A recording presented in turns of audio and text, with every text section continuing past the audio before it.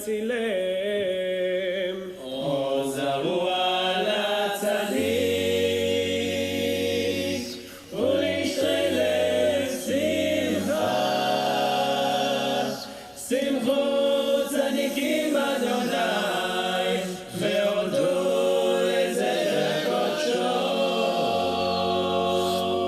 מזמור שירו לאדוני שיר חדש כי נפלאות עשה הושיע לו ימינו זרוע קודשו הודיע אדוני ישועתו לעיני הגויים גילה צדקתו זכה חסדו ואמונתו לבית ישראל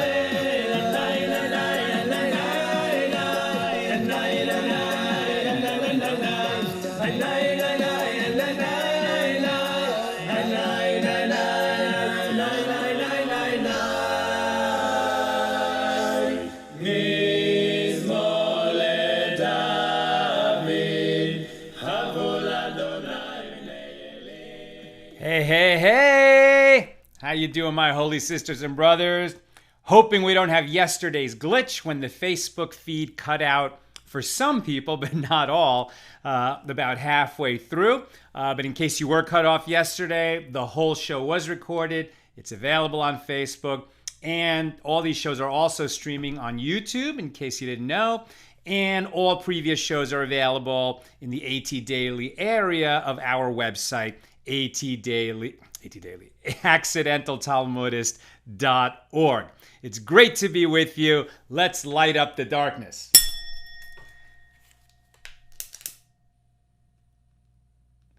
Who's in the house with us today?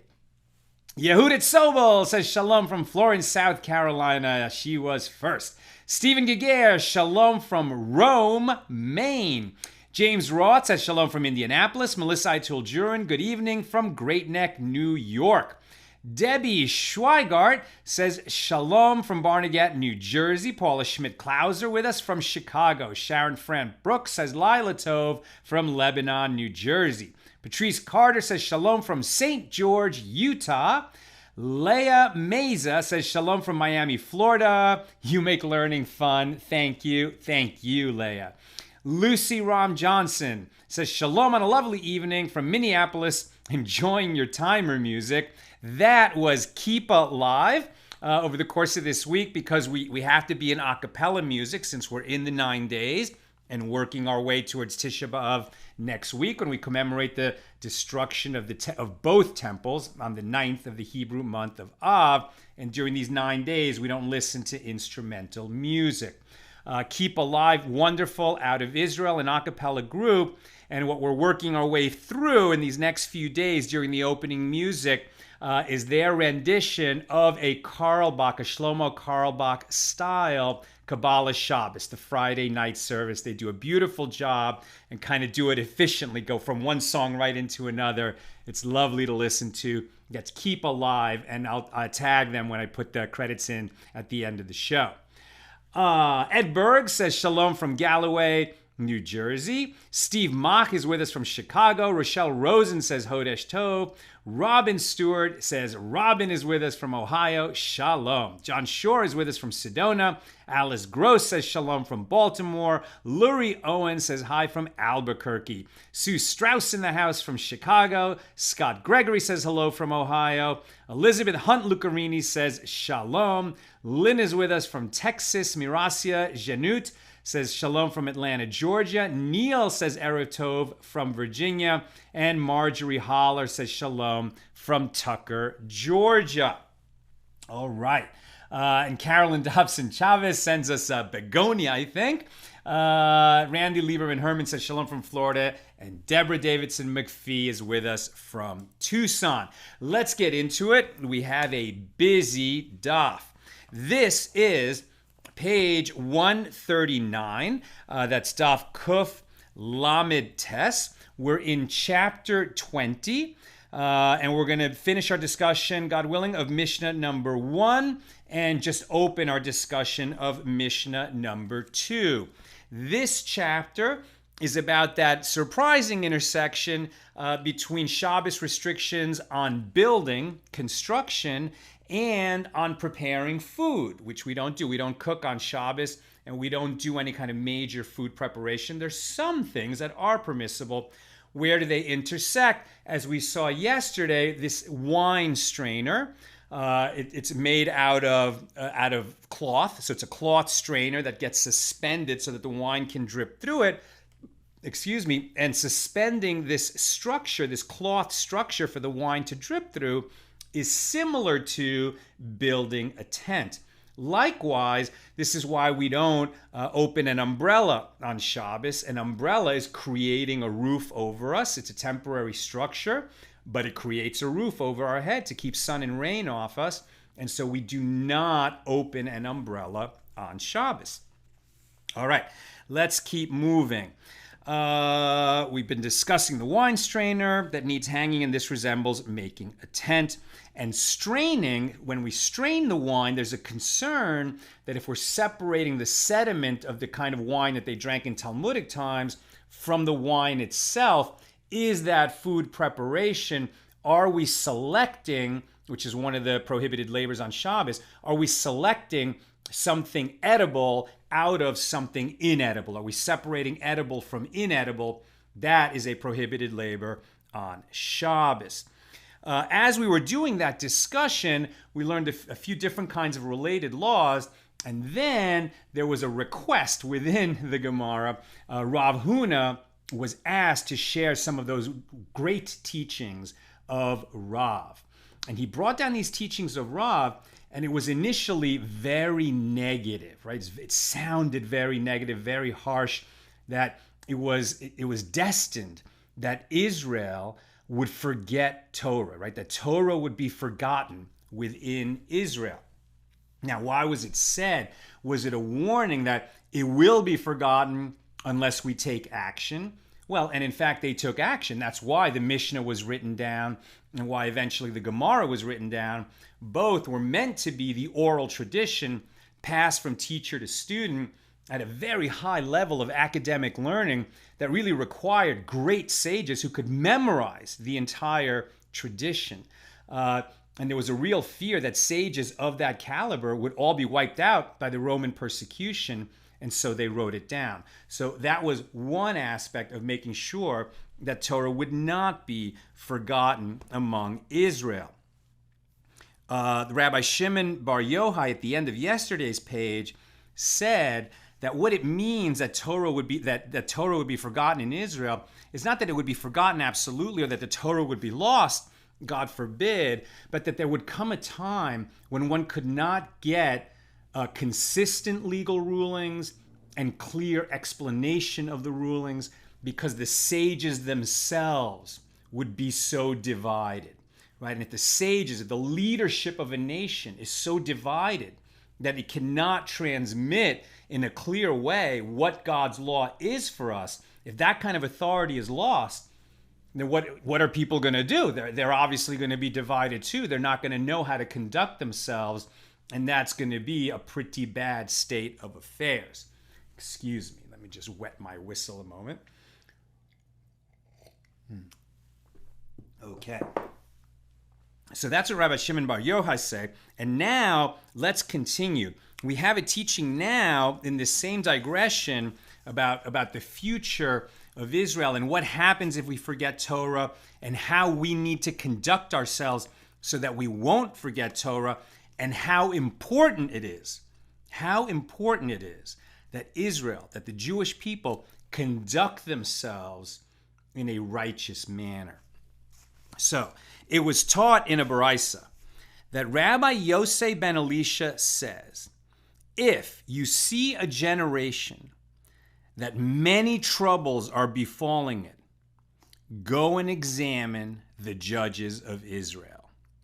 Perhaps their sins are the cause, as any calamity that comes to the world comes due to the judges of Israel acting corruptly. As it is stated, and here's a quote, this is from the prophet Micah, the book of Micah. Please hear this, heads of the house of Jacob, and officers of the house of Israel, who abhor justice and pervert all equity, who build up Zion with blood and Jerusalem with iniquity, their heads they judge for bribes, and their priests teach for hire, and their prophets divine for money. Yet they lean upon the Lord, saying, is not the Lord in our midst? No evil shall befall us. This, my friends, is the flip side of Jewish exceptionalism.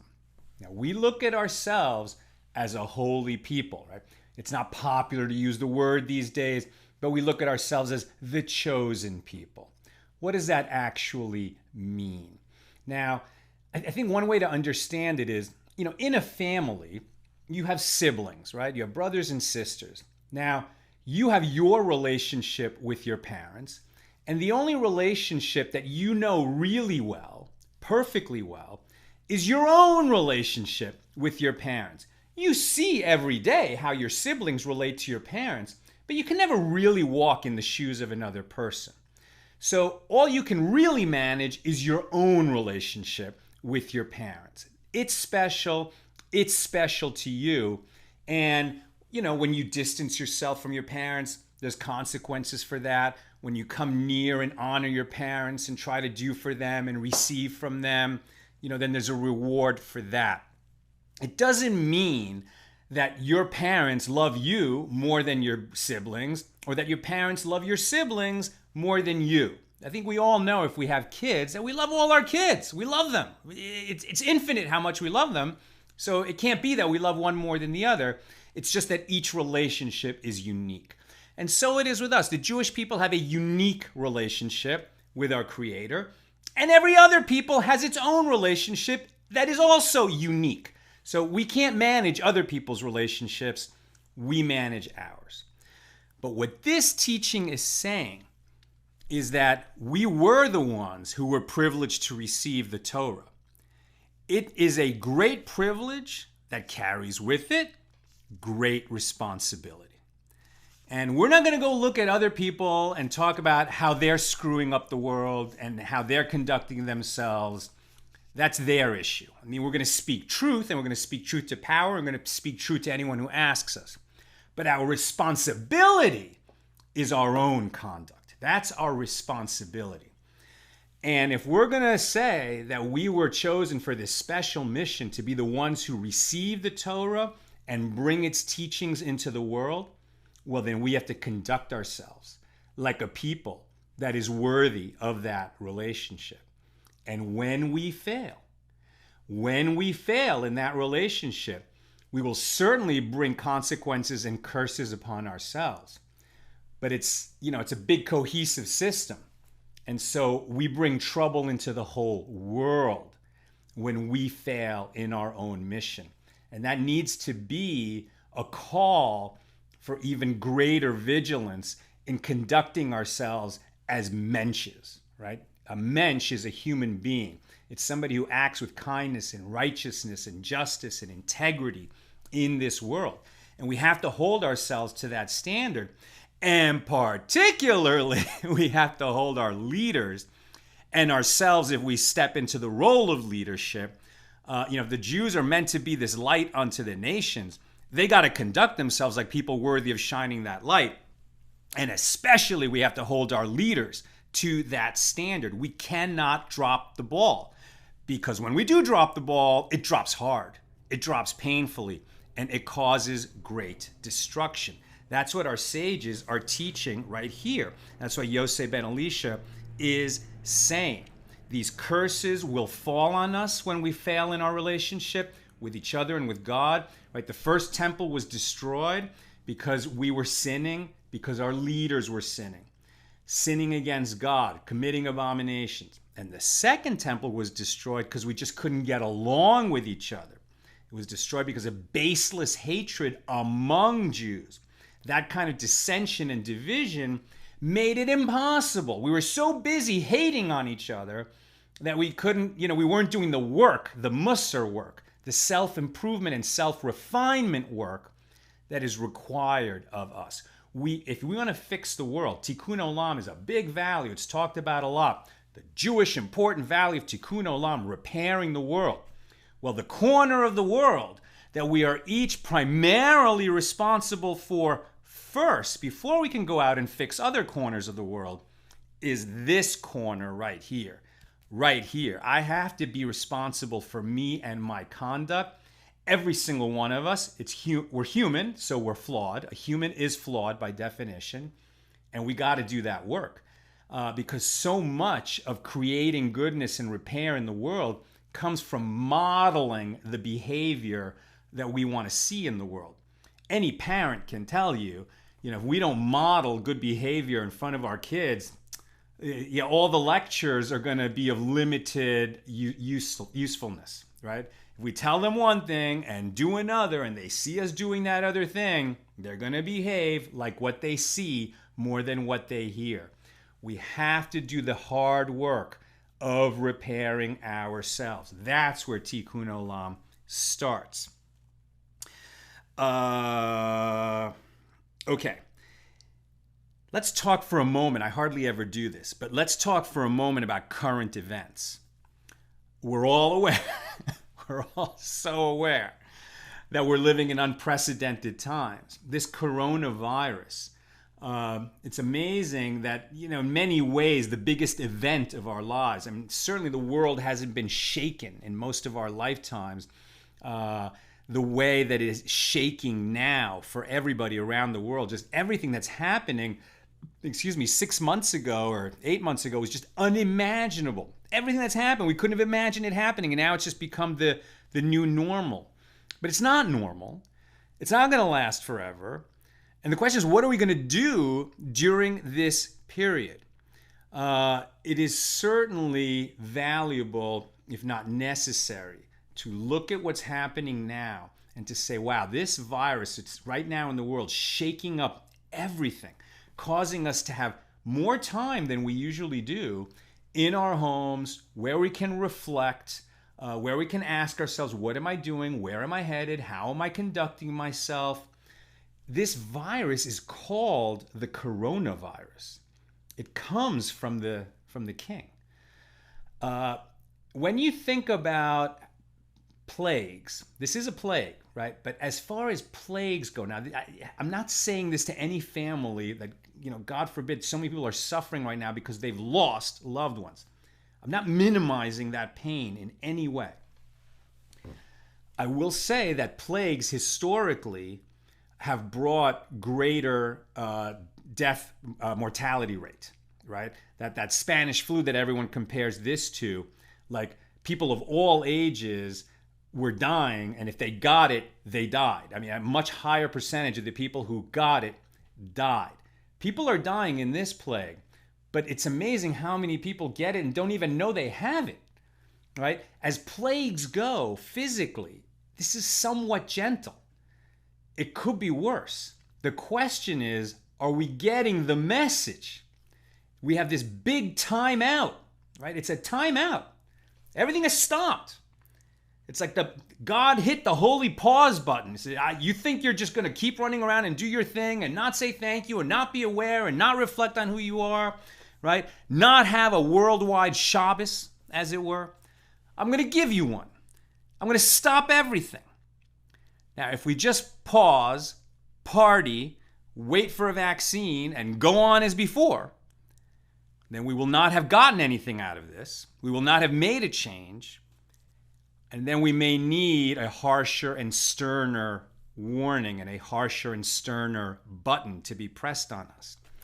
So I encourage all of us to do this kind of reflection now and to ask, how could I do better? Okay, most of us can't identify the ways we're going to do better. Then the question is, how am I going to organize myself so that this vision of myself acting like more of a mensch is going to be realized, right? Do I need to take notes? Do I need to enroll other people to tell them the kind of change I'm making so that I'm going to be held accountable for the changes I'm trying to make? Am I going to mark X's on a calendar each day that I behave in a certain way? I mean, like whatever it is, we just need to boost our menshiness, our menschlichkeit, our humanity, our kindness, and do it in an organized way, not just formulate a desire to do better. We need to do better. Okay. Rav Papa said, if the arrogant will cease to exist, and he meant the arrogant among us, then the Persian fire priests will cease to exist. In other words, the arrogant are the people who just go on about their lives and don't recognize that anything we have, anything good that's happening in our lives is a gift. Nothing is really earned. I mean, of course, we work hard and we enjoy the fruit of our labors. But the fact that we were given life, we were given opportunity, we were born in a certain place in the world, we got the blessings of, whatever we were blessed with, whether we were lucky to be born in a house or in a city or not in poverty or not in hunger. Perhaps we had two parents. All the blessings that we have, our starting point in life, other people had it worse. Other people had it worse. So our starting point was a gift. And so much that we receive is a gift. If we don't acknowledge it's a gift, that's arrogance. When we're arrogant in that way, we see reflected out in the world, according to Rav Papa, idolatry, right? These Persian fire priests that he's talking about is people who make a religion out of ignoring God. In the old days, people worshipped idols, statues, dead things. That doesn't exist so much anymore. But now you also have people who, intentionally and in their own organized way turn their back on God and call religion and faith and having a relationship with our Creator, they call that silliness and superstition. And they have a kind of arrogance that it's stunning. It's astonishing that people would say that out loud and not think, well, maybe I should just be a little careful because maybe the world was created by God and maybe God doesn't like it when we say out loud all these horrible things about the Creator, right? It's a stunning kind of arrogance. And we can, look down our noses at people who talk that way and say, oh man, I can't believe they talk that way. I'm glad I'm not like that. But what Rav Papa is saying here is we need to examine ourselves. When we see behavior out there that we find appalling, it's actually also a call to look inside and say, wait a minute, I'm appalled by that. That means I've noticed something appalling. I have an ear for it. I have an eye for that appalling thing. Maybe I better turn that ear and that eye on myself and make sure I'm not saying or doing or being appalling things. We have to be really, really careful with how we look, act, behave, think. We must take care. And if we will do that, then says Rav Papa, it'd be amazing if we take care of business among ourselves, how much of that other appalling behavior out there will be diminished. And what's interesting is that we can see this in small scale too, in our own houses. If we think, the person I live with, the people I live with, they do all these appalling things. They just behave they're so annoying, right? And I want them to change, and I keep telling them to change, and they don't change. But if we would just make some kind of a change in ourselves without announcing it, just doing it, if we would actually make a change, an improvement in ourselves, it's kind of amazing how much that would be noticed by others and what that would spark in them. Okay. Rabbi Malai says, in the name of Rabbi Elazar ben Shimon, the Lord has broken the staff of the wicked, and that this refers to the judges who have become staffs for their attendants. Again, our sages are holding us to account, right? Not as individuals and now as the Jewish people. And particularly, they look at our judges, right? Our officials, our elected leaders, the people, who represent us in the world. Sometimes they behave badly. Sometimes they look perfectly righteous. Their conduct is unimpeachable. But the next layer down, the officials who enforce the rules, they're acting abominably, and the judges are not reprimanding them. Very bad. very bad, because even if the judges are doing nothing wrong, when they allow our law enforcement figures, as it were, to behave badly, it creates a great stink. Now, these days, people are talking about the police quite a bit. I'm going to go on the record and say right here that I believe police are heroes. I've ridden along with the police, and I know many policemen, and the job that they do and the way they put themselves on the line for the money that they make, etc. They are, generally speaking, heroes. There are some bad cops. And when those few do bad things, think how much it undermines the whole system. It's like the whole world's attention focuses in on those few bad cops, and they cause unimaginable damage. So the job of rooting out, those little pockets of bad behavior is incredibly important. And by analogy, so too it is in ourselves. We can behave really well almost all the time, but those little breakouts of bad behavior can do great damage. Ula says, Jerusalem will be redeemed only through righteousness. What kind of righteousness? Is he talking about our leaders acting righteously? Is he talking about us acting righteously in our interpersonal relationships? Is he talking about us holding ourselves to a righteous standard, even in the areas where people don't see? This is that question that will be asked. It's the first question will be asked when we get to heaven. Actually, the first two questions. Did you make times for Torah study? Were you honest in your business affairs? Only you know, right? So this kind of questions that people aren't even going to see, he's saying it has an effect on the whole world. So what kind of righteousness is going to save the world? When he talks about Jerusalem being redeemed, what he's saying is what's going to bring the Messiah, what's going to bring that next age, that glorious age when God's presence will be revealed throughout the whole world.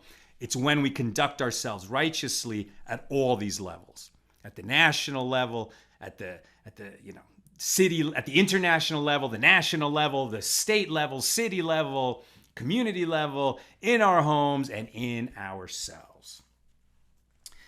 Back to the question at hand that we've been discussing. What is permissible on Shabbos? Rabbi Malai says, in the name of Rabbi Yitzchak. I'm sorry. And this is going to be our transition back from this whole discussion about the standard that we have to hold ourselves to in modeling righteousness. This whole thing sounds really negative, like we've just, dropped the ball so many times and brought all this destruction into the world. But to bring home what the road out of that is, how we improve the world by improving ourselves, Rabbi Malai brings the examples, 3 examples of Joseph, Joseph's brothers, and Aaron, Moses' brother. And he's not talking about all the great and righteous things that they did. There's many incidents in their lives, but what he actually points to is 3 somewhat small things.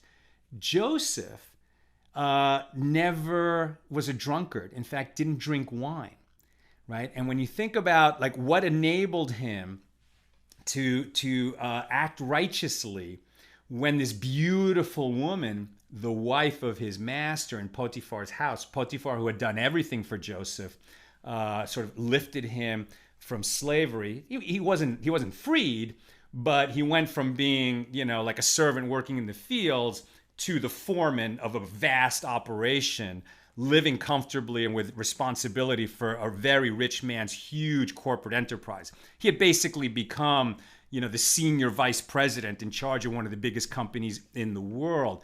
But the man's wife kept coming on to him. And the way it's explained is that any other man would have succumbed to that seduction. He didn't, because he held himself to that higher standard and he kept control of himself, particularly in the realm of intoxicants. Likewise, his brothers. It was a common quality that they were careful. They didn't give themselves over to intoxication when so many bad behaviors can flow out of that. And lastly, Aaron, Moses' brother, who could have easily been jealous that his younger brother was appointed to become, the great leader of the Jewish people. Maybe it should have been Aaron. Maybe Aaron should have felt, well, if it's not me, okay, I'm glad it's him, but, that Moses, he's so lucky. He never felt anything like that. He was so happy that his brother had been appointed, and he just wanted to be of service in that greater mission. And we acknowledge Aaron in doing that good deed. Okay. So, and what they're saying, but what we're saying also is the way to act well is to refine ourselves inside. Having refined ourselves inside, we need to take action in the world, right? We need to take action constantly to ensure that righteousness is happening around us. Okay, now we go back to the case about Shabbos questions, and we learn a story that the inhabitants of a place called Bashkar sent 3 questions to Levi, to the sage Levi. But after the questions had been sent and before Levi could answer them, Levi died. So Shmuel, who was the authority in that region, appointed Rav Menashya to answer the questions posed by the inhabitants of Bashkar, the city of Bashkar. Now, the people in Bashkar, so they didn't have a local sage. That's why they were sending these questions. They cared enough that they wanted to know the answers. So that's very good, right? When you're asking questions, when you're Googling halachic questions, when you want to know what's the right way to conduct yourself, awesome. You're already so many steps ahead of where you were if you weren't asking those questions. But what they didn't have is a local rabbi. They had to send for the answers. So Shmuel said, okay, Menashya, you answer their questions. Now the 3 questions were, may we open a canopy on Shabbos? May we plant hops in a vineyard? And what do we do when somebody dies on a festival? Do we bury him on the day of the festival? So the 3 questions actually have a lot of nuance to them. And that's actually what we've been studying in terms of a canopy. There are certain canopies, generally speaking, we cannot open a canopy on Shabbos because it's like building a tent. And we don't build a tent on Shabbos. We don't even open an umbrella. We certainly don't hang a canopy. There's one kind of canopy that we saw described. It's so specific. It has to have such particularities. It's almost like a butterfly net, like a mosquito net hung over a bed, but it can't hang over the edges of the bed. It has to be very steep. The rope that it's hung over at the top has to be very narrow. The conditions are so difficult to satisfy that if you don't have a knowledgeable Torah authority nearby to ensure that it's done correctly, you just should stay away from it and assume you can't do it. And that's what Menashya said to them. No, you can't do it. No opening a canopy on Shabbos. With hops, can you plant it in a vineyard? Yes, under certain conditions, but you can't plant wheat in a vineyard. You can't plant barley or oats in a vineyard. It's very difficult to introduce any kind of other species in a vineyard. The Torah restriction here is that we don't plant diverse kinds in a field. We don't mix the things that are being planted and grown together. They have to be separated according to certain legal principles.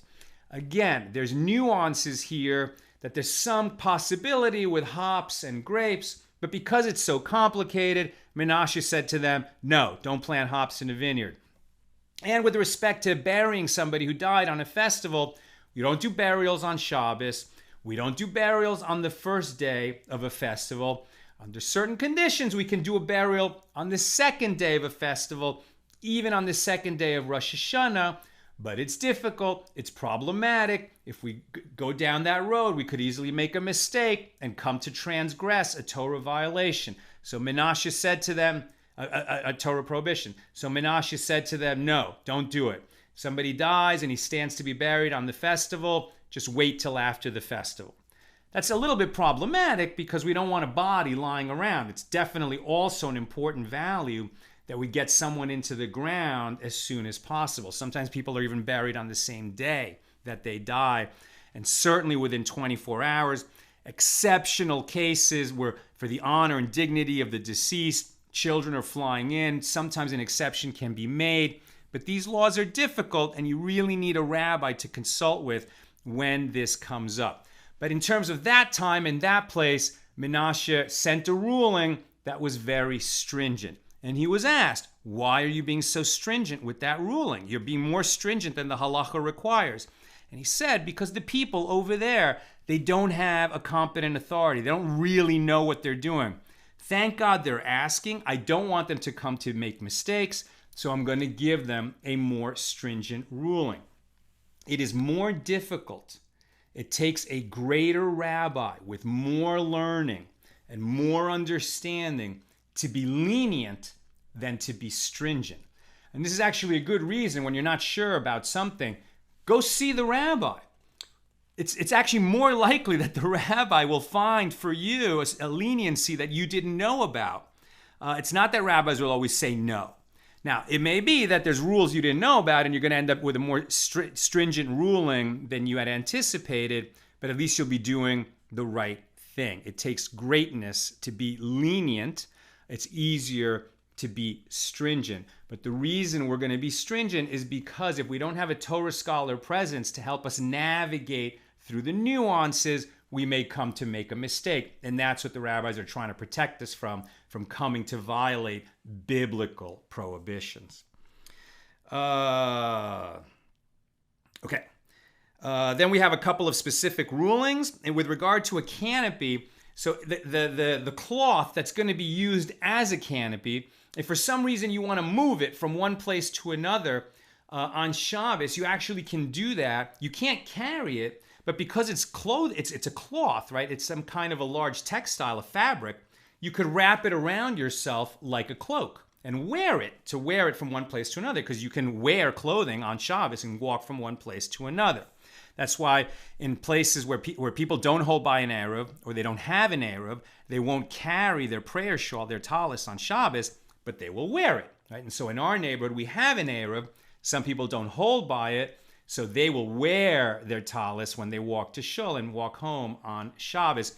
Other people might carry it. Most people around here just keep their talis at shul, but still, that's one of the differences. So with this canopy, you could wear it. Then the question is, but if it's a canopy, it might have straps at the end, which is normally used to attach it to whatever the canopy is attached to. Aren't you then carrying the straps? And the answer is no. This is one of those leniencies that you might not realize. The straps are considered to be insignificant compared to this big cloth, which is the canopy. However, lest you think, that means you can wear anything, if you have a four-cornered garment, so a four-cornered garment needs to have tzitzis on it, right? The way back then. Now we just wear we don't have tzitzis on all of our articles of clothing.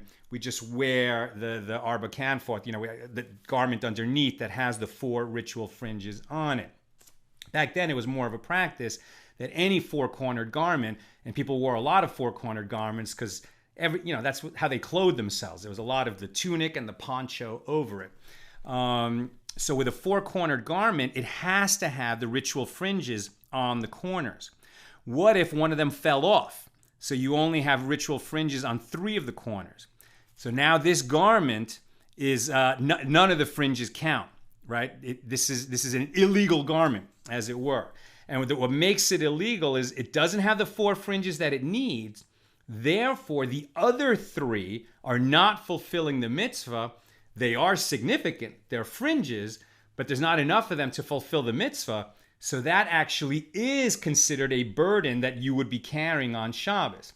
So the straps of the canopy are insignificant compared to the canopy. You could wear that and walk around.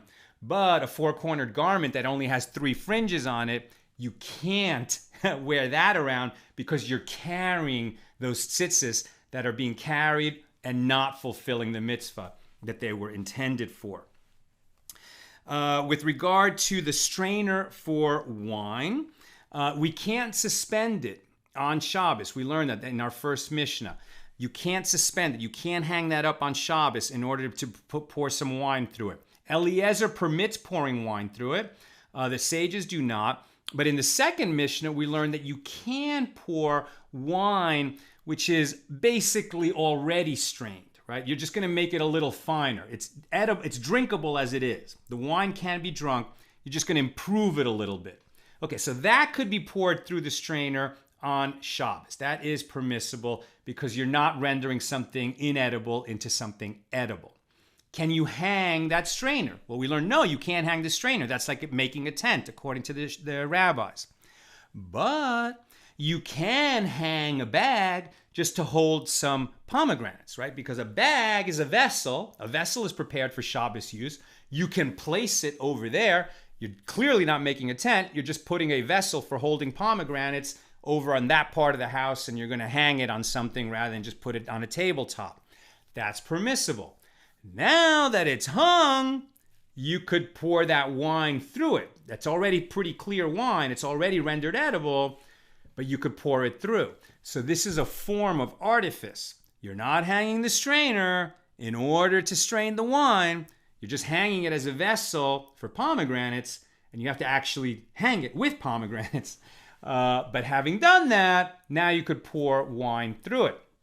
And on this subject of artifice, we hear a story that there was a sage who wanted to get across a river. So you can't get into a boat and cross a river on Shabbos. This is a little bit like a bicycle. We don't ride a bicycle because it's a rabbinic prohibition, because we might come to repair, the bike might break, and then we might come to try and fix the bike, or we might come to carry the bike. Like if we push the bike just to get it somewhere because we don't want to leave it, somewhere out in the middle of the city where it's going to get stolen or vandalized, now we'd be carrying the bike to our destination. And to prevent us from doing that, we can't ride the bike. Likewise, we're not supposed to get into this boat to cross the river because something could go wrong in the boat. And then we're coming to carry the boat or to repair the boat. So it's a rabbinic decree to protect us from that.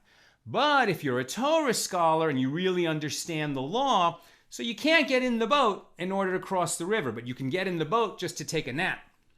And if a Gentile happens to then take the boat across the river and you end up across the river, you weren't in control. There was no guarantee you were going to end up across the river.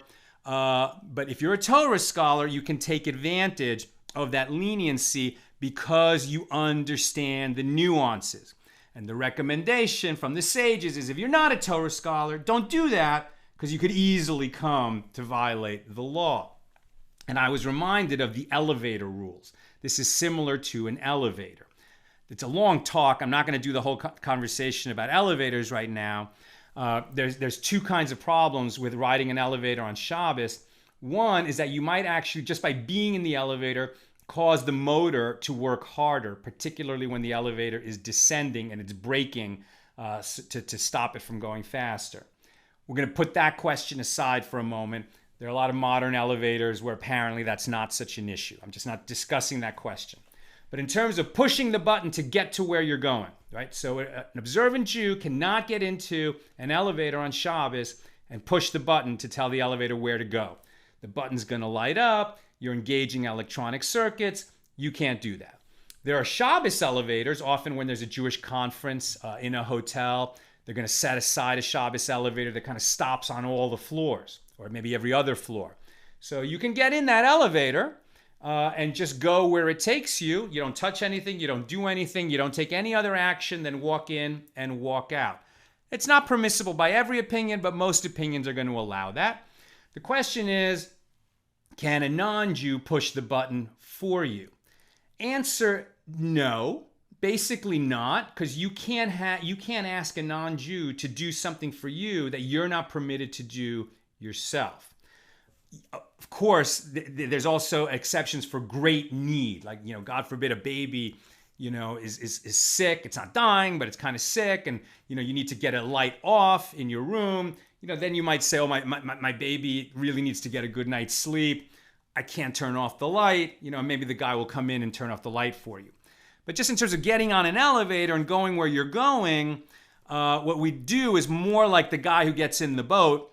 We just get on the elevator. We don't ask. We don't say anything. And hopefully, if there's non-Jews in the elevator, they're going somewhere in the vicinity of the same floor that we're going. And we could just take the ride. And maybe it's better than walking up 17 flights of stairs. If the non-Jew says to you, what floor? What floor? We're still not supposed to tell him what floor we're going to so he can push the button. Unless, and here, these are the nuances, unless we're engaged in one of three things.